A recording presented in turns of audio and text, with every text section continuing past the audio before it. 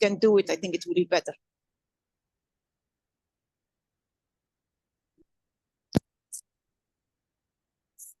Okay. Hi, everyone. So our speaker today is Rosna Paul, and she will be speaking about, a short primer on graph drawings. So Rosna, it's all yours. Thank you. Thank you for inviting me for this combinatorial seminar.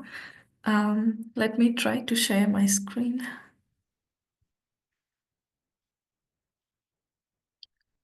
So can you see the screen? Yes. Yes, we can see it. It's not coming. Screen. Sorry.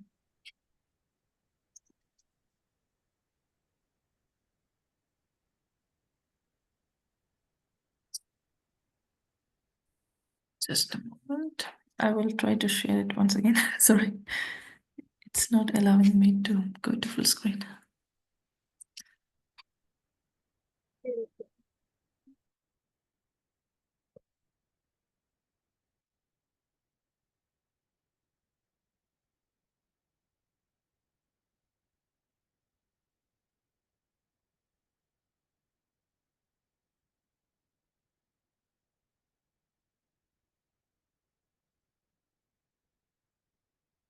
Okay. Can you hear me and see the screen? Yes, we can hear you. Okay, so today I would like to give a short introduction about graph drawings. So I structured this presentation in such a way that it does not have too much technical things, so you can relax and have an idea of graph drawings. So as the name suggests, graph drawing is a drawing of graphs. For example, if you consider a complete graph on 8 vertices, so this is an example of a graph drawing. And if you consider complete bipartite graph, this is an example of a drawing of K33. So this is what we meant by graph drawings. When I searched for first appearance of a graph drawing, so it is difficult to see when it has first occurred. But in the historical books, we can see several instances which can be considered as a graph drawing. For example, the family tree. So this is a family tree from 16th century. So here you can see that the family trees are usually used for representing information, and the member of a family, the family is is a node which is represented either as a point or a name, or for example in this picture it is represented as in a very artistic way. And the connection between a family member to another family member is here it is represented as a branch of a biological tree. This is usually considered as edges between these nodes. So this can be viewed as a graph drawing because the underlying graph of this picture is a tree. This is in a graph theoretical term, it is a tree. So this can be also considered as a graph drawing. And another example of a graph drawing is a similar one, which is a family tree in a 17th century. Here also you can see each central node is represented by some pictures and writings, and they are connected with edges. So all these kind of family trees are actually an example of graph drawings. So another instance where the graph drawings are represented are from, for example, board games. For example, if you consider this 9-man Morris, the board. So this is the board, and it is a graph drawing. So here you can see different vertices and edges and so on. So I will give you a quick idea of how this game is played.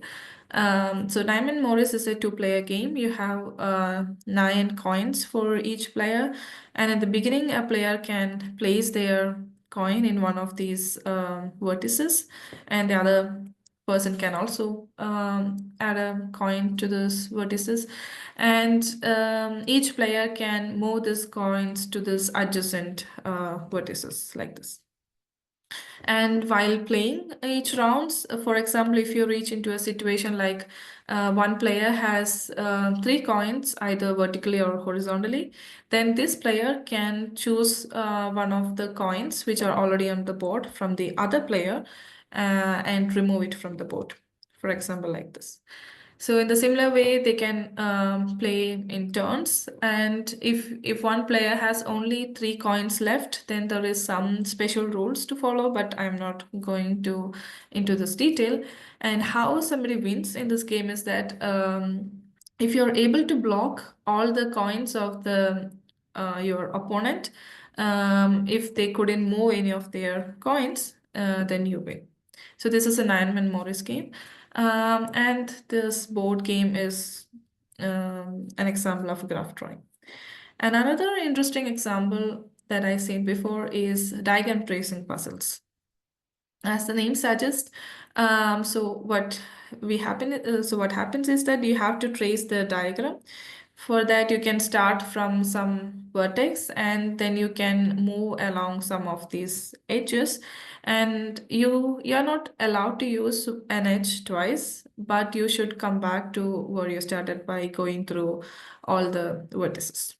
So these is it possible to come back to the same place, or can you go through all the edges of these vertices? So these are some variants of this diagram tracing puzzles. So these are all some examples of graph drawings. But none of these are studied under the term graph drawings. So then how it became a topic of interest? So this has happened during the World War II, when the Hungarian mathematician Paul Turan has to work in a brick factory. So what happened there is, in this brick factory, the workers have to take the bricks from the kilns, and they have to take it in the wagons, and there are some dedicated tracks for this wagon to move, and they have to carry these bricks from this kiln to the distribution center. So what happens here is that when they try to push these wagons over the tracks, and when there comes some intersections between the tracks, then these wagons sometimes derail and the bricks fall down. So this creates a lot of issues for the workers. When Turan was working there, he thought about the possibility of redrawing or rebuilding this arrangement in such a way that there won't be any falling of bricks. So in graph theoretical terms, how can you change this drawing in such a way that the number of crossings, these intersections, we call it crossings, the number of crossings is minimized. So the first question here we can have is, can you draw it without any crossings? So actually, the answer is already known, because in 1930, Kuratowski showed a characterization when graph can be drawn in a plane, and one of the main obstacles was K33. The main characterization is that a graph can be drawn plane or without any crossings if and only if it does not have a subdivision of K33 or a subdivision of K5. Clearly, our graph is a K44, so it contains a K33, so we cannot draw it without any crossing. So crossing free option is not available. So then natural question is, can you reduce the number of crossings? So this lead to the development of this research area called graph drawings. So in order to see how to reduce the number of crossing, the only way is to see how many different ways can we draw a graph. For example, this is a complete graph K5. It can be drawn in many different ways. So, and actually speaking, we can say that a graph can be drawn in kind of infinitely many ways.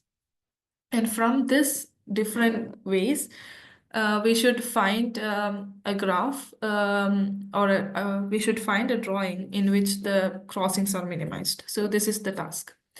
So in order to accomplish this task, we made some so in the community came up with some restrictions in how to do these graphs. So when the graphs are drawn in within these restrictions, such drawings are called symbol drawings. Formally, a symbol drawing, or sometimes it also called as symbol topological drawing, a symbol drawing of a graph. Here we usually consider symbol graphs, so graphs without any loops and multiple edges, parallel edges.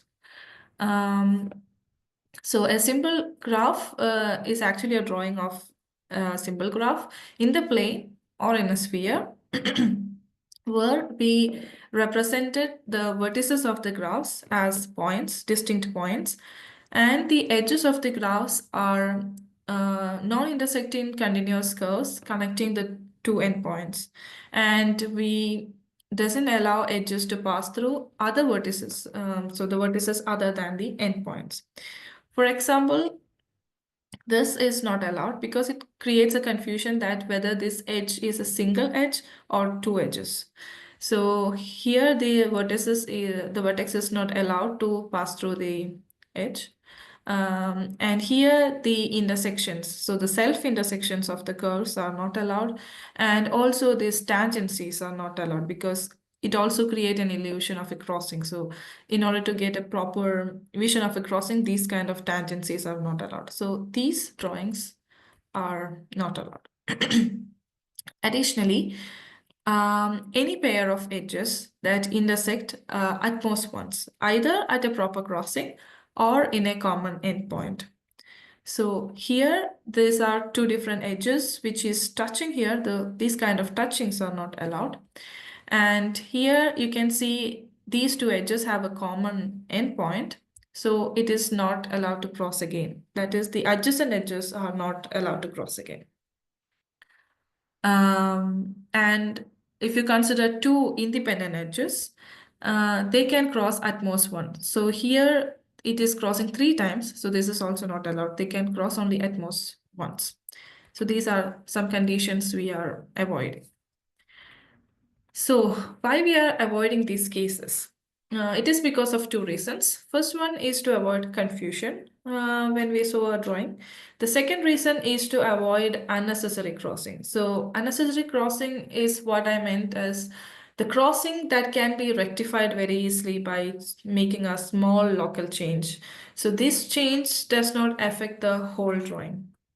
So for example, so the first case, as I mentioned before, is a confusion. This confusion can be avoided by slightly redrawing the edge. And the second one, this is a crossing, but this crossing can also be avoided by slightly redrawing it. So this doesn't affect much of the whole structure of the graph. And here, the tangency, it again causes confusion, which can be avoided. This is again a different type of tendency which can be avoided. And here, this is a crossing, but this crossing is also can be avoided by slightly redrawing the graph. And this is 3 crossings, but you can always redraw these 2 edges without making much changes in such a way that only one crossing remains. So in this way, by slightly redrawing the drawings, we can always generate a new drawing which avoids these things. So since it is always possible to do this, we consider only symbol drawings. So symbol drawings are the drawings which does not allow the adjacent edges to cross. And if you have 2 independent edges, they can remain uncrossed, but if they want to cross, they can only cross once. So these are the main drawings which we consider. And for the talk, we only consider drawings on the plane. Okay, and there is one more instance sometimes it also causes confusion. Like if three edges crossing at one point, so should we count this as a one crossing or a three crossing? So this is the main confusion we might have. So as a conversion, as an assumption, we consider this as a three crossing. So whenever three lines cross at one point, we always consider this as a three crossing. Okay, so this is what the definition of simple drawing. So with these definition in mind, so here we have three different drawings. Could you tell me which drawings can be simple drawings and which drawings are not? Can somebody answer me? So the main check you have to do is that whether any two adjacency edges, whether they are crossing or not. If there are independent edges, whether they are crossing more than once or not. Could you try to see whether of these are simple drawings and is there any drawing which is not a simple drawing?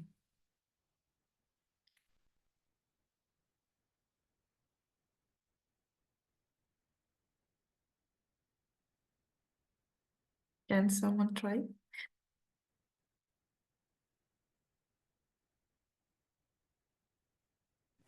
So the drawing on the left, you can pull the edge that crosses two other edges up above the other one and eliminate both of those crossings.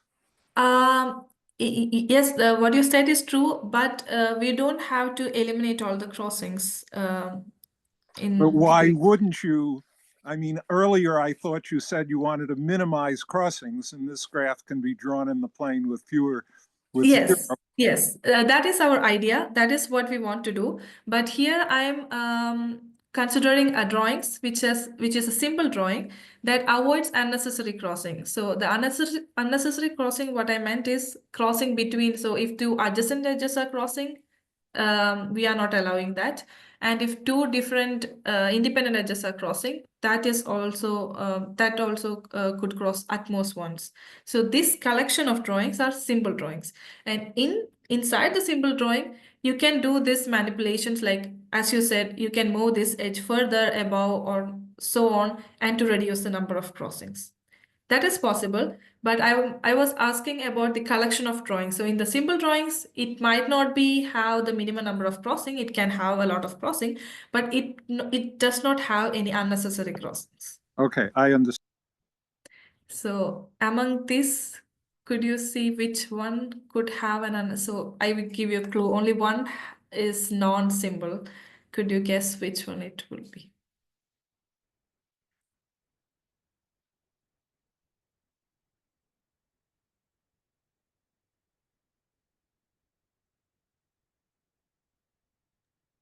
No.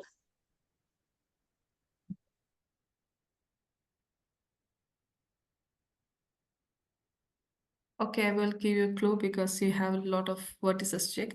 Could you consider the adjacency edges emanating from this vertex?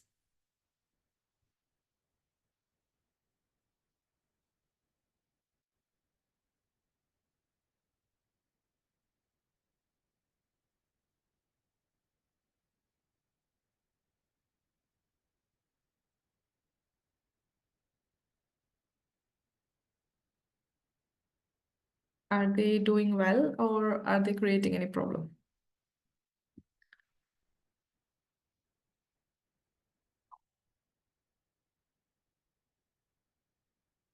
Is it easy to see? For example, if you can, so for this vertex, the adjacency edges are this one, this big one, and this one. So what our condition is that for a simple drawing, the adjacency edges should not cross, right? Here, these two edges are crossing. This is not allowed in a simple drawing. So is that clear? So this drawing is not a simple drawing, but the other two are simple drawings. So these are the main conditions we look for simple drawings. I hope this is clear to you. Okay. Then let's come back to our main question. How can we reduce the number of crossings? As previously pointed out, the symbol drawings might have a lot of crossings, which we want to reduce. But we consider symbol drawing as a class of drawings which avoids all the necessary crossing, but it still has crossings. But in our question of K44, what can be the minimum number of crossings one can get? The answer is 4. In a K44, the minimum number of crossings that we have is 4, which is given by this drawing. So if you place our clings and the source, the destination in this form, these are our vertices and these are our edges. Here you can see we have 4 crossings. So this drawing is actually given by Saranskevich. In 1954, Saranskevich published the proof showing that this drawing of K44 is optimal. So this is the minimum number of crossings we can get. So it is not possible to get 0 crossing, 1 crossing, 2 crossing, or 3 crossing. The minimum number is 4 crossings. And then later he also generalized these drawings, which we represent in this way. This is Saranskevich drawings. And then he calculated the number of crossings in these drawings. And if you have a KMN, then the number of crossings in KMN is given by this formula. And the minimum, for example, if you have this KMN, and the minimum number of crossings a KMN can have is called the crossing number of KMN. And clearly, so this is an example of a drawing which has Z of Mn crossings.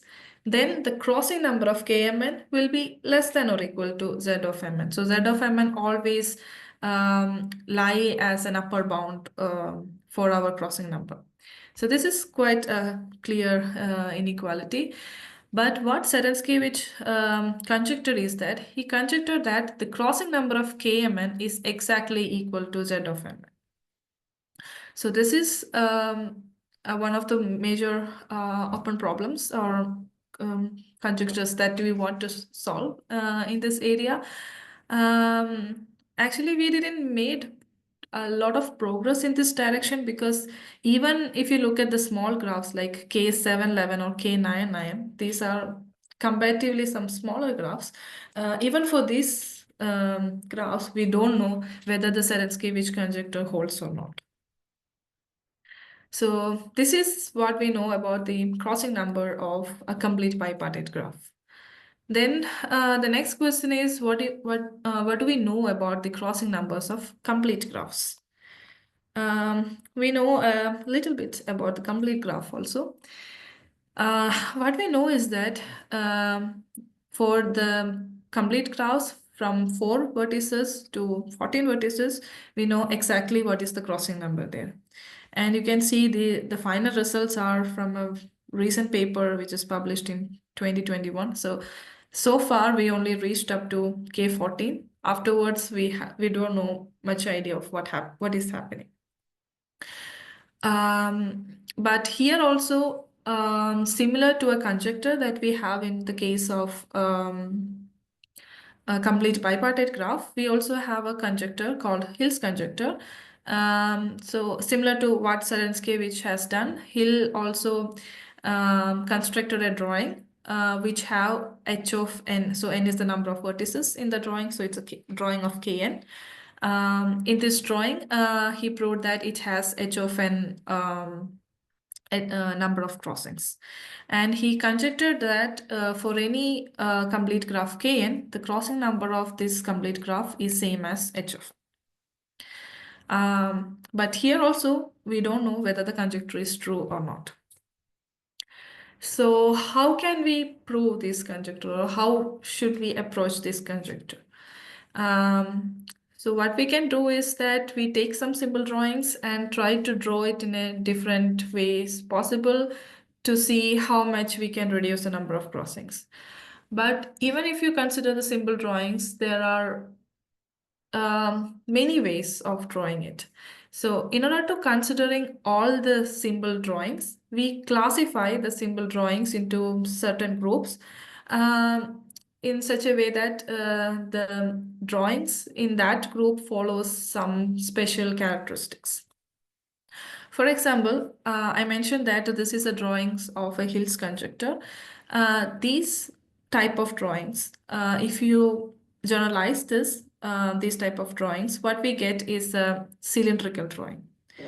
So why it is called cylinder? Because it can be derived, it can be made from a cylinder. For example, take a cylinder and suppose we have a complete graph Kn, then place in half of the vertices on the top rim and the other half into the bottom rim. And for any two adjacent vertices on the rim of the cylinder, you connect it along the ring. So all the edges is going along the ring, and the edges that connect the vertices on the rims, they can go either on the top part of the cylinder or through these sideways. These are possible. And for any vertex that is one in the top rim and other in the bottom rim, they can be connected only through this lateral side of the cylinder. Once you draw this graph on a cylinder and you view it from above, that one circle inside so one rim is inside the other rim kind of way, what you get is a cylindrical drawing. So there are different ways you can draw. You can put this edge inside or outside. So a same graph, for example, a K5 can be drawn very different ways, but still having all the properties of cylindrical drawing. So it creates a class of drawings. And another class of drawings is called a two-page book drawing. The name also comes from how it is drawn. So in a two-page book drawing, we place all the vertices of the graph in the spine of the book. And if you want to connect any two vertices, your choice is that you either connect it through an edge which completely lies on one side of the page or that completely lies on the other side of the page. For example, if you take these two vertices, the edge connecting them completely lies on the right side of the page, right side page, and there are also some edges which are on the left side of the page. So these are called the two-page book drawings. So this also constitute a collection of drawings. And another collection of drawing which is very important in our case is the straight line drawing or the geometric drawing. This is a very big class and this sometimes stand alone than the symbol drawing. So you can say that it is a symbol drawing, but also if you just consider geometric drawing or straight line drawing itself, it has a lot of research going on this specific kind of drawings. Here, instead of curves, I mean, straight line is also a curve, but instead of different types of curves, the only thing we can use here is a straight line. Another good property of this drawing is that the placing of vertices in the plane itself defines the drawing. For example, if you have 2 points in the plane, the edge connecting that points is already predefined because there is only a unique way of drawing it. So when you study about straight line drawings, we can actually forget all the edges and just concentrate on how do we place the points in the plane. So it's mostly depends on the arrangement of points in the plane. So this is one of important class of symbol drawing. The another class is a monotone drawing, which is a bit more complicated than the symbol, the two-page book drawing. So if you remember the two-page book drawings, we have the condition that the edges connecting any two vertices is either in the left side, or in this picture, the upper part, or completely lie in the lower part. But here we give a bit more freedom to this drawing. We say that, yes, it can go to two different sides, for example, like this vertex, like this edge. but it should have an additional condition, some additional conditions. That the first condition is that this edge should always lies between the area of, so if you draw a line, a vertical line through the endpoints, the edge should always lies in between this region. The second condition is that whatever vertical line you take in this region, the edge cross that vertical lines at most once. So these are the two main conditions for monotone drawings. And forbidden case is this one. So here, if you want to connect two different vertices, you cannot go in this way because this vertex is going outside of our designated region. So these kind of edges are forbidden. And also this edge, this is also forbidden because even though it lies in that designated area, so it lies inside this area, but if you consider this line, the vertical line, it crosses it 3 times. That is not allowed. You can cross it only once. So this edge is also not forbidden. So monotone drawings are kind of a generalization or bit more, yeah, it is a more generalized way of two-page book drawing, but still it has a lot of restrictions. So here I would like to give some examples of classes of drawing. So instead of considering all the symbol drawings at once, if you want to check some conditions or some conjectures, you can take a one class and see whether the conjecture holds or whether this condition holds in this class or not. So that is one way how we approach these questions. And for the Hill's conjectures case, we know that the Hill's conjecture is true for all these classifications that I told you. There are also other types of drawings, for example, shellable drawings and so on. But I'm not going into that way. Just to give an idea that there are classifications of drawings among the symbol drawings, and in each classification, whatever the size of the drawing is, for example, if we have a 10 points or 20 points, 100 points, 1000 points, the K1000, whatever it is, how much big it is, doesn't matter. If that drawing is a geometric drawing, two-page book drawing, cylindrical drawing, or monotone drawing, then the Hill's conjecture is true. Then we know how to calculate the crossing number of that drawing inside that drawing. But only for that drawings, we don't know about the general symbol drawings. So in a general symbol drawing, we don't know still whether Hill's conjecture true or not. But for a particular classes of drawings or for numbers up to 14, for the number of vertices up to 14, we know Hill's conjecture is true. So these two are the two main branches or two main conjectures that we have in graph drawings. Apart from these, we also have some other lines of research which is considering more on the subdrawings. So these two conjectures are mainly on a graph. For example, if you consider a Kn, we are considering a graph. And to prove these conjectures, we are considering all the possible drawings, all the possible symbol drawings of the given graph. But when you look at the sub-drawings, mostly we fix the drawing. So drawing is given to you, and then we are asking some questions. For example, in this drawing, does there exist a perfect matching? So it is easy. Yes, there exists a perfect matching. If you look at this perfect matching, you can see that some of the edges are crossing. So here 3 edges are crossing, though this is a perfect matching with some crossings.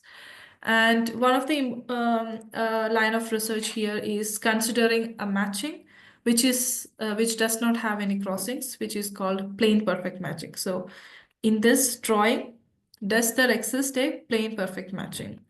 So in this case, it is true. So this is a matching inside the drawing, which does not have a crossing. So this is a plane perfect matching.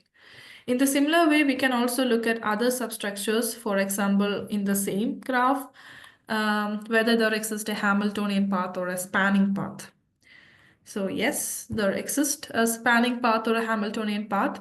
So here again, this given Hamiltonian or spanning path has some crossings. So we are also considering a special case where there is no crossing, which is called a plain spanning path or plain Hamiltonian path. And in this drawing, is there such plain path exist? Yes, this is a plain path on the same drawing. So please note that we are not changing the drawings. The drawing is kept same. Inside the drawing, we are asking whether there exists a plain Hamiltonian path or not. Yes, there exists a plain Hamiltonian path. And similarly, we can also ask whether there exists a spanning tree. If so, whether there exists a plain spanning tree, and so on. So these are the some substructures. There are also many other kind of substructures we look at, but these are some of the main substructures we look at the drawings of the graphs. And the main question when we are looking at the substructures, the main question we ask here is whether there exist this particular kind of substructures with some additional condition. For example, does there exist a plain Hamiltonian cycle in every drawing of Kn or something like that? And if we know that it exists, or if you're looking at a special drawing and asking, okay, whether there exists a plain spanning tree, and if you know it is yes, then we look at how many of them are exist. So how many plane matchings are existing in the given drawing. And sometimes you will also ask about a reconfiguration question, something like, if you have a matching, can you remove an edge and add a new edge such that it gives a new matching, a new plane matching?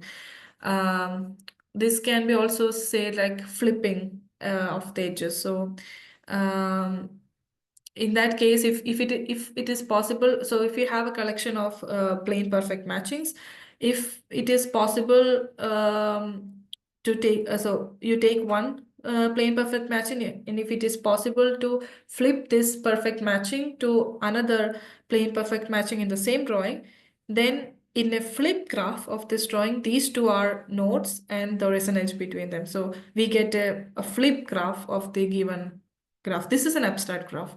And we can ask questions like whether this flip graph is connected or so on. So these are the other questions which we ask for the subdrawings. Okay, let's to give an idea of these questions. I will provide you some instances.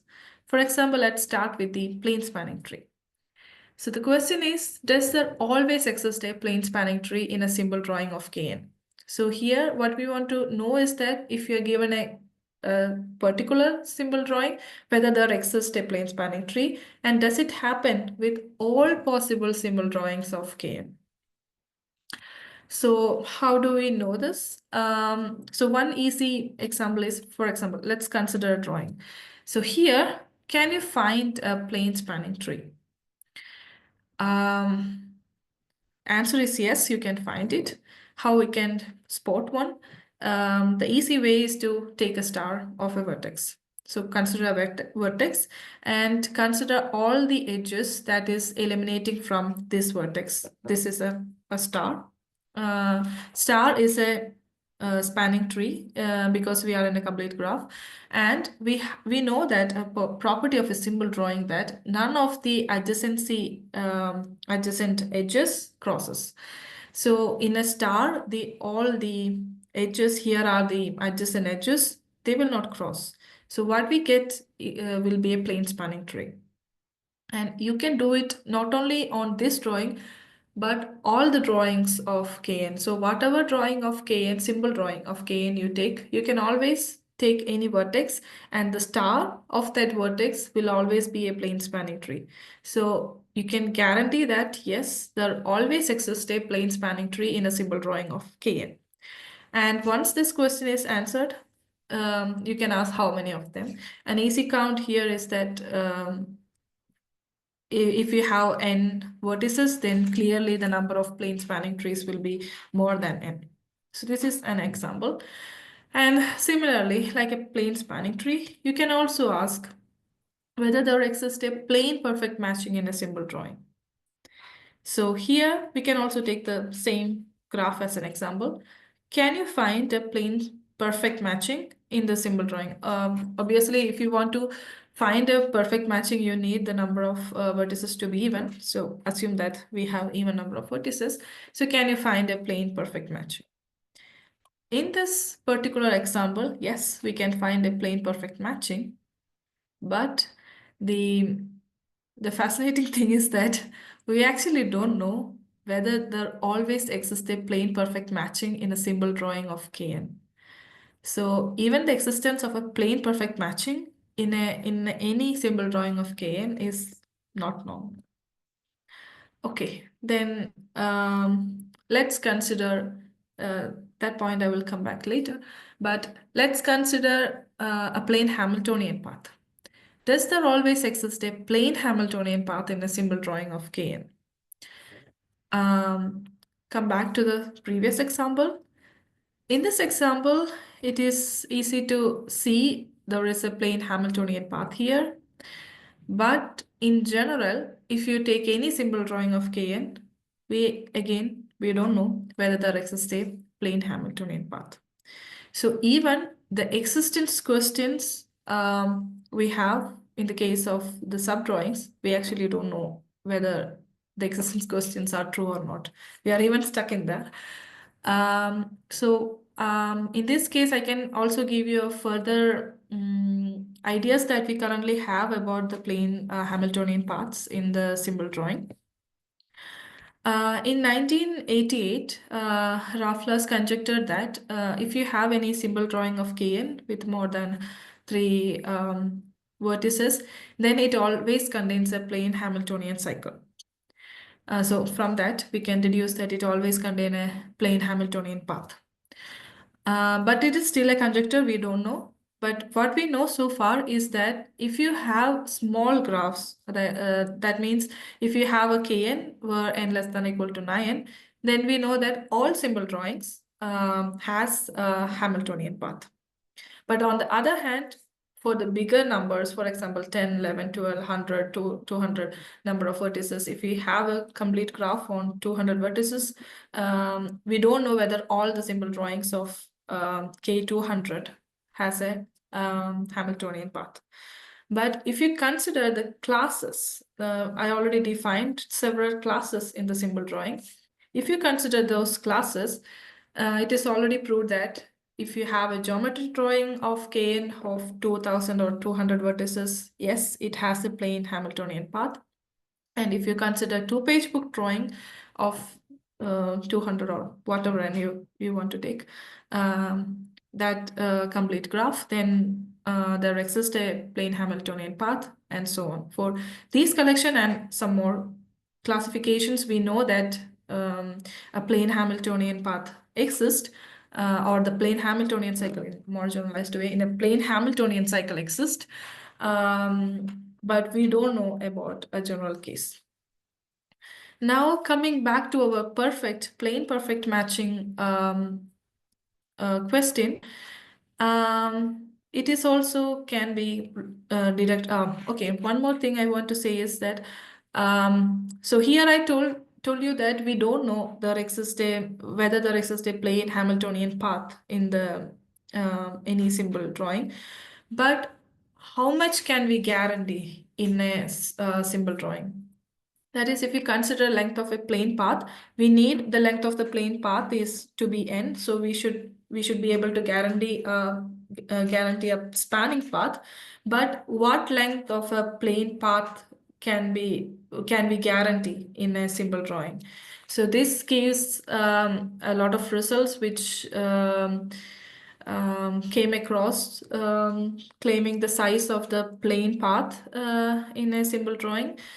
So far you can see that, so here I put a question mark because it seems that there is some issue in the proof which is not clear, so that's why I put a question mark. But so far what we know is only about that the length of the path is n raised to 1 by n. Actually we need a path of size n, but this is only this far we are able to guarantee as a size of a path. Okay, just to give an idea of what we know so far. Okay, let's come back to the same case for the perfect matching. So here we can conclude, one fact we can conclude is that if you know that there exists a Hamiltonian cycle, then for an even number of vertices, we can always say that there exists a plane perfect matching, because if you take a cycle and only take the alternate edges, what we get is a perfect matching.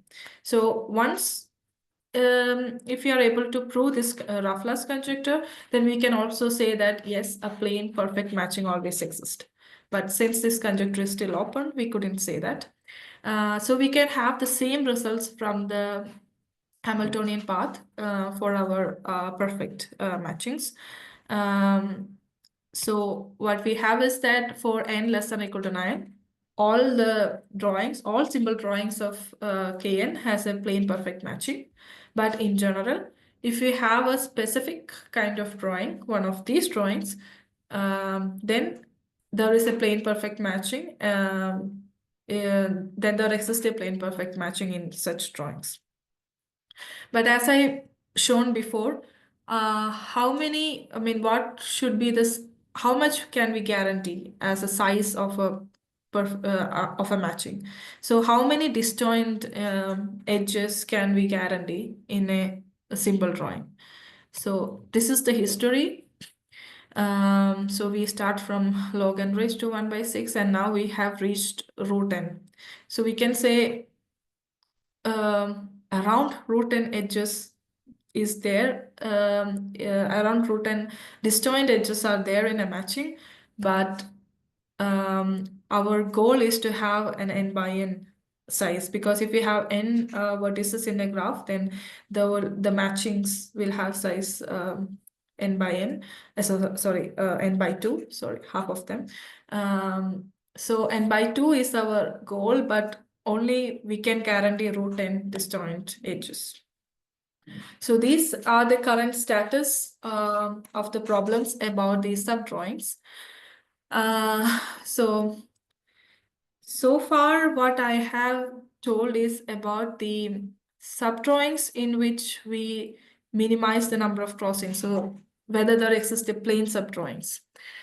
But there is also research going on with fixed number of crossings. For example, okay, these are the questions that I just summarized from the previous slides. So for example, if you consider a particular type of drawing, so the easy case is going with a straight line drawing. Suppose you have a straight line drawing of a graph, the whole graph, and this is a perfect matching, as we see in the previous slide, the same perfect matching. Here, there is 3 crossings in this perfect matching. So this perfect matchings is called as a perfect matching with 3 crossings. And there is also a line of study which says, which looks at all the straight line drawings and ask questions like whether there exist a perfect matchings with k crossings. If they exist, then how many of them exist? And as a small conclusion, I can present you the results that we have so far. That is, if you consider perfect matchings on straight line drawings, the perfect matchings can be of 0 crossing, which is the plain perfect matchings, and up to n by 2 choose 2, because which is the maximum number of crossings we can get if we have a number of points. And as I mentioned before, when we look at the straight line drawings, the important thing is that how do we place the points? So there are, generally we classify into 2 cases. One is when the points are in convex position. So all the points are in convex position, and when the points are in general position. And we know that if you have the points in convex position, then there always exists a perfect matching with k crossings where k varies with any of these numbers. This always exists. But if you have points in general positions, up to some values of k, we know that it always exists. And for some values of k, we know that it might not always exist. but in between we are still unsure. And this also gives the number of how many of them exist. So this is just to show that there is also a different line of research in this area. So basically what we are trying to do a research under graph drawings is that we try to solve the basic conjectures like the Zarinsky conjecture and Hill's conjecture, which counts the Gaussian numbers of the complete graph and complete bipartite graph. And along with that, we look at the substructures. Inside the substructures, we study about the crossings on these substructures and the existence questions as well as the counting questions. So I hope this summarized the whole research area. And some of the applications of this research can be seen in VLSI design. For example, the 2-page book drawings. In each page, or there is a book drawing. In each page, there should not be any crossing. So you have a whole graph, but you draw this graph in different pages separately. And in each page, when you look at the graph, it should not be crossing. So you can see how many layers you need to draw this graph such that each page you have a plane drawing, and what is the number of pages, minimum number of pages you require. So these kind of questions that we have in our research area can be used to solve some problems in VLSI designs. And another application is about the maps, like the tram maps and so on. By reducing the number of crossing, it always enhances the visualization of a data set or the maps and so on. So this is also a stream of, or a different way of approaching graph drawings or different applications of graph drawings. And there is also another so we are doing more theoretical stuff in graph drawings, but there is also a side of graph drawing, which is this data visualization part. Here you have a lot of data, and how do you visualize them? And also to helping the visualization, the minimum number of crossings helps. So these are some of the applications of graph drawings. So with that, I conclude my presentation. I hope that I gave you some ideas of what a graph drawing is, and some classifications in the graph drawings, and also some research areas and research questions we have in this area. So thank you so much. Hope you enjoyed it. Thank you, Rosna. Thank you so much. Yeah, any questions?